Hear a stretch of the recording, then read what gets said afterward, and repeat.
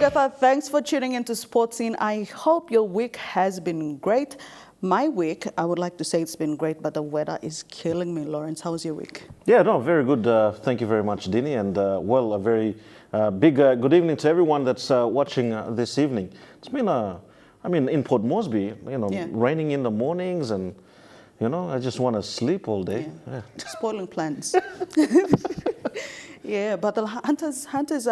I was rooting for them to get the Kokoda Cup for this year. Yeah, look, I tell you, I think for the Hunters, it's basically the challenge of consistently playing good football week in and week out. That's right. right. So that's what happens when you get into really high level competition. Yeah. You can win once, you can win twice. You actually got to win for the whole entire season. So, I have a feeling. To me, well, not a feeling, but to me, mentally, they just didn't have that edge to finish it off because Belly Bears. I could go on about this, but Belly Bears just didn't have the legs right at the end. But they had the heart to win it. That was the difference. Yeah, and I do hope. Well, this weekend is a bye weekend. We'll talk more about that later on. But coach is joining us later on the show. And apart from that, we have some update for preparations towards the Tokyo Olympics. Toy Whistle has left the country and Relly is hard at work in Australia. So that's it. We're going straight to the scoreline.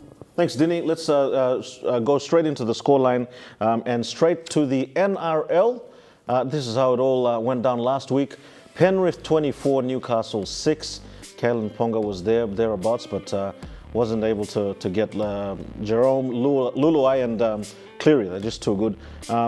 South Sydney Rabbitohs, 40 points to 30, a total of 70 points scored. At one stage, the Gold Coast Titans actually led.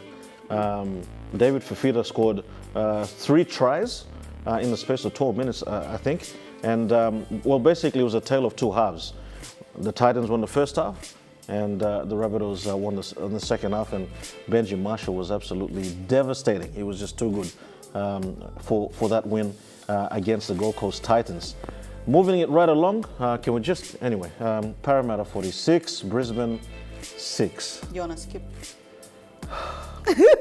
And I gotta say, a big congratulations to the Bulldogs. Getting their first win. You should have seen Trent Barrett on the sideline. He was emotional. Crying and, well, not crying, but he was emotional. 18 points to 12 against the Sharks. Well done to the Bulldogs. And the Cowboys, wow. 3 wins in a row now. Valentine Holmes was superb. 26 to 24 against the Canberra Raiders.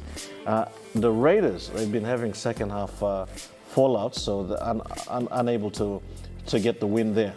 Manly 40 defeated West Tigers 6. Tom Turbo. This one guy is making the difference for Manly. And then the Anzac Day special game, Roosters versus the Dragons.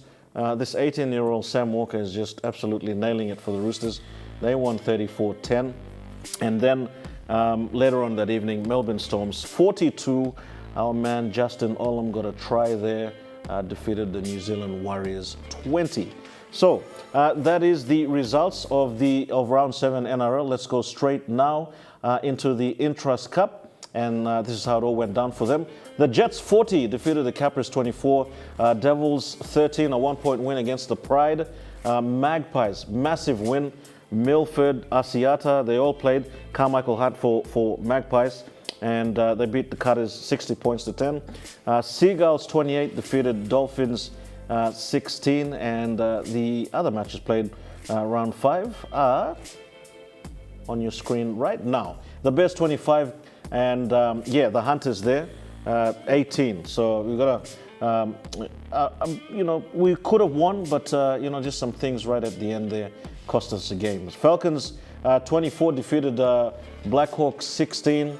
And Wynnum Manly 22 defeated the Tigers 14. There you go. That is the update for you for all the results of the Intrust Cup and the NRL.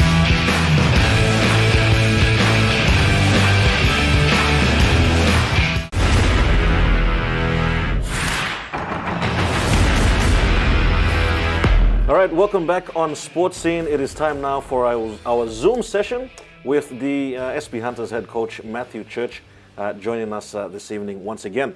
All right, Coach, let's get straight into it. Wasn't the result we wanted over the weekend? It seemed like the White Kummel and the Burleigh Bears, they came out firing, and we tried to claw our way back in the back end, but time just caught up with us. Yeah, it was certainly a really strong performance from Burleigh. I guess I warned the players during the week that their position on the ladder wasn't a reflection of what we were going to come up against. And Luke Page had a really strong game and led them strongly. Unfortunately, couldn't get over the top of them. Now, I'm sure it must have been a bit of a mental one for you. I watched the game. I was like kicking the chairs and everything around me there. A bit frustrated, but what's your take on it, man? Now, was there a bit of complacency by the boys? It seemed as though, from my end, the boys, I could tell that the language was there, the body language was there, but I guess just going through the process. Yeah, probably a bit of a reflection of our week last week. I thought we trained, I wouldn't say poorly, but certainly not to our standards, and it kind of rolled through the week. And I tried to warn them earlier in the week that we were up against a formidable opponent. But we've been up for a long time. The transition over to Australia, and probably one of those performances probably wasn't too far down the track anyway. But certainly not the standards that we would have liked, and we just didn't apply enough pressure to capitalise in the game.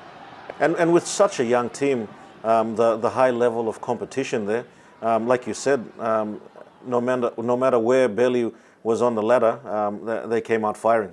So you need to be consistent right throughout the week, right throughout the season. Yeah, definitely. I think if you took, I think one player there playing their 100th game, and obviously Luke's really experienced, and with Tovo coming up short with his injury and missing a Pell as well.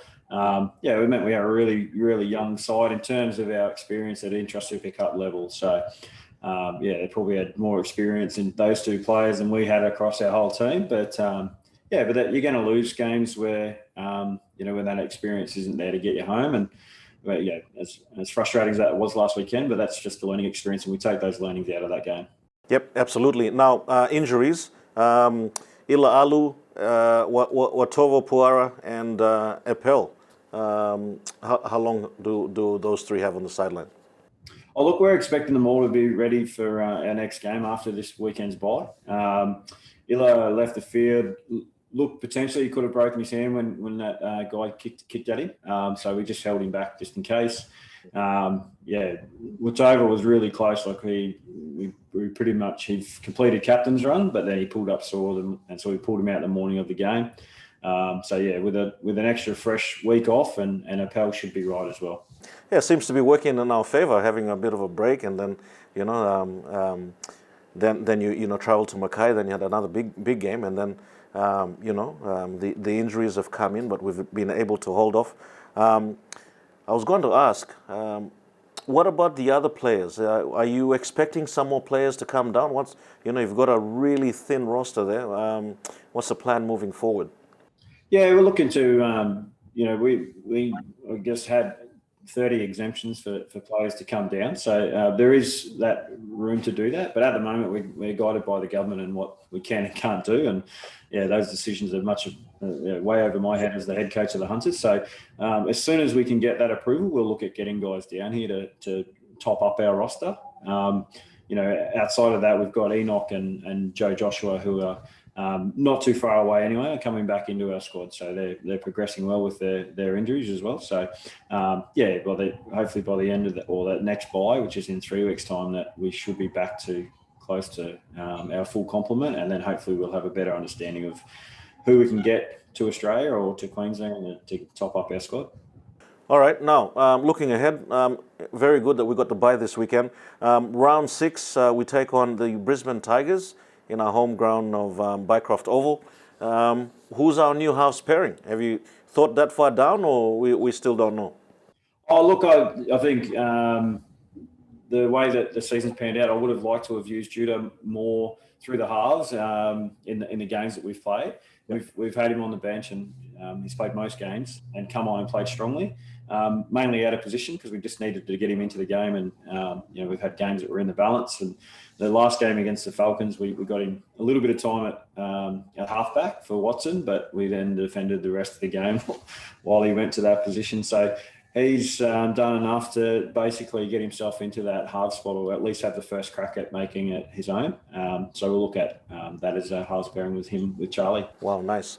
That's really great news, and I'm sure the young man is, probably looking at the NRL and seeing all these 18-year-olds really doing well there. So he's now going to get his chance, and I'm sure there's a lot of people right around the NRL and maybe also in the English Super League keeping an eye out on the SP Hunters. Yeah, we've got a number of players that NRL clubs are interested in. I haven't had any contact from Super League clubs, but a number of NRL clubs have showed a bit of interest in our guys, and that's really good.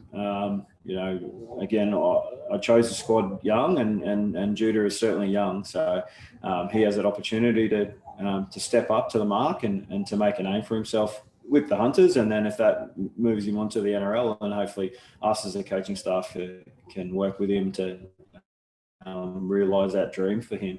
Oh, that's awesome. Now, just on our crowds, man, we're everywhere we go. We're just getting crowds to the game. It's really good to see on TV. Yeah, we certainly are. We're really appreciative of that support. We know that we're away from home, but they obviously understand that we're away from home and knowing that we need an extra bit of support. So it's really good that we've been embraced, not only by the PNG community in South East Queensland, but a lot of communities around the Gold Coast. We definitely want to have a connection to the community and build on it. So it's while we're away from home, they're making it certainly feel like we're comfortable in our second home. Awesome, Coach. I think that's about it from me. If there's anything else that you'd like to mention, by all means now. And rest up, and hope to catch you again before your next game against the Brisbane Tigers. Yeah, no worries, Lawrence. No real message from me other than just continue to stay safe from PNG and see COVID on its way.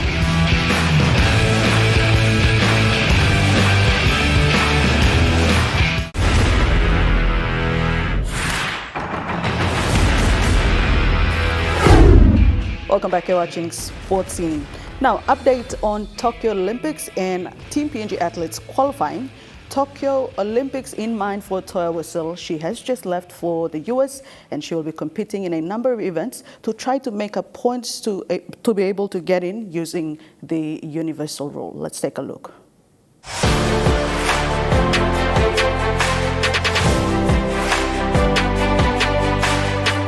Well, it's been a wild journey from last year, COVID-19 and everything was going on.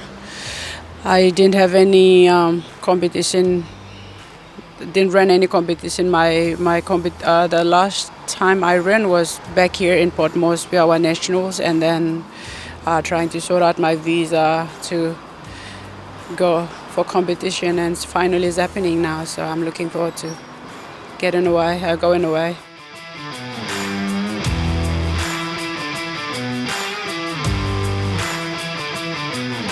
It's a good feeling, looking forward to go back. I say it's disappointed, stay back home and training and trying to find a ways to train, but then the situation didn't allow, because some countries, the international border was shut down and didn't give us no choice, but I stayed back and be patient, trying to work to the US, and started happening today, and I'm looking forward to go.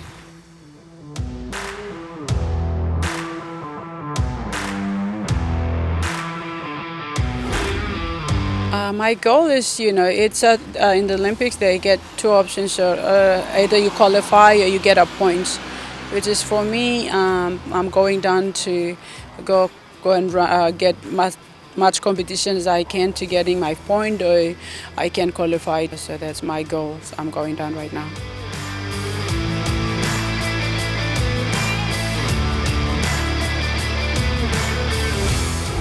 It depends, because from there I'll go straight. So at the moment I should say maybe like 5 or 6 or 7 competition, but I missed some few, maybe 2 competition, but I've got probably another 5 or 6 more to go.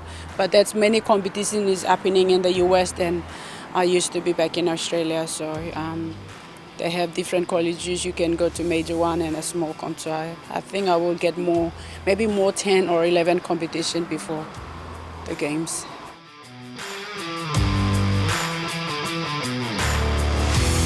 Mentally, I'm okay. Mentally, I'm in a better place.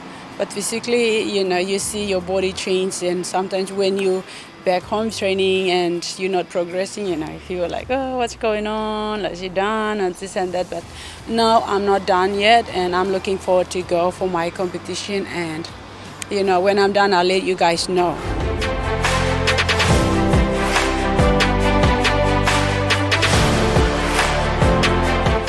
All right, that was Toya Whistle. I love her spirit. Wow. Man, no, I am not done. When I'm done, I'll let you know. I am not done. I mean, and that is a characteristics of a sprinter. They're so like, I am the one. I'm Usain Bolt. This whole, she needs to be like that. That's right. She needs to have that attitude. Own it. She needs to own it. And all right, so just a few statistics. Toya's personal best in 2016 was when she ran 11.29 to book her place to Rio Olympics. A few changes to the qualification process now. They have to accumulate enough points to get in. There's one spot available to PNG, and the highest scoring athlete in athletics will take that spot. Our 2 vying athletes currently are Toya Whistle herself and Relly Caputin. Now, Relly is currently ranked 53, and she is still aiming to be in the top 60 by the end of the qualifying period. Currently based in Australia, she has just competed in the nationals, and she did a season's best jump of 6.25. So both of them, we've seen some action from Relly, some competition. We're yet to see what Toya will be clocking in out there, but we do wish both athletes all the best. Yeah, I mean, we've already said it, Dini, that one too many times. Yeah, I mean, no, but we should keep saying only one of our very 2 best competing athletes, we should say, only one will get into the Olympics. That is what's going to happen. So. I think we spoke off camera about this. Relly Caputin is on her way, sort of. She's that, and Toya's been there, done it. She still wants to get there. She said, I will go down on my own terms. That's right. So, good luck to both athletes. Absolutely.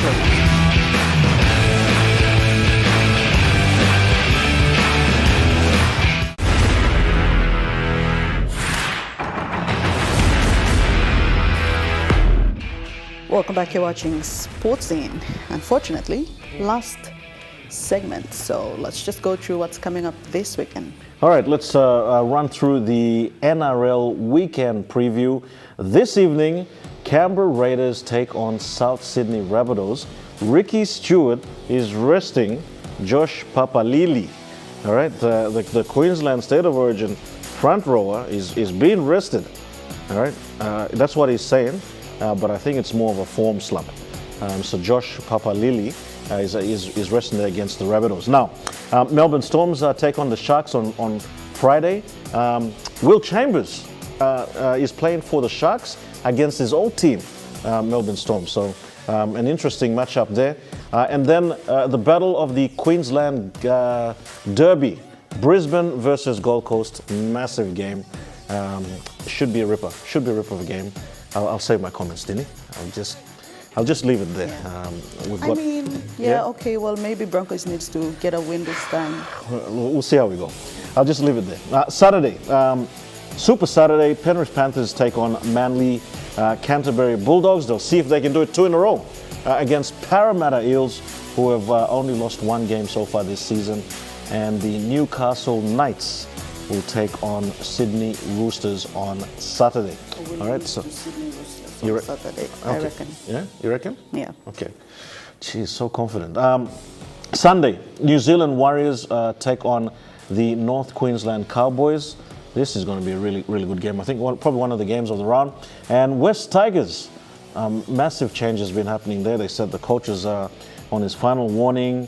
They're just not playing well. We'll see how they go against the St. George Dragons. That is the weekend preview for the NRL.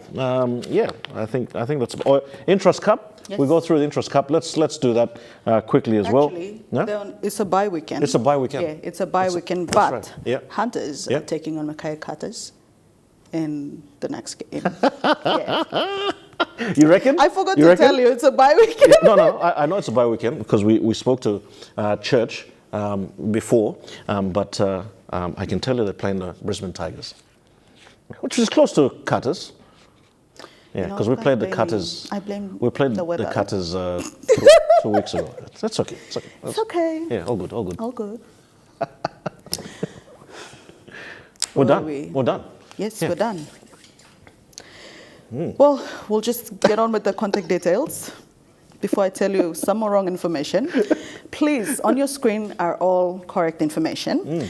Call us on 312-9200 if you have any story tip, or you can message us on our Sports Scene Facebook page and leave your contact details, your story tip, and we will get right back to you. Or you can email us at sports@emtv.com.pg, and we will be more than happy to assist you. So that's about it here on Sports Scene. We will see you same time, same place next week. Bye for now. Good night.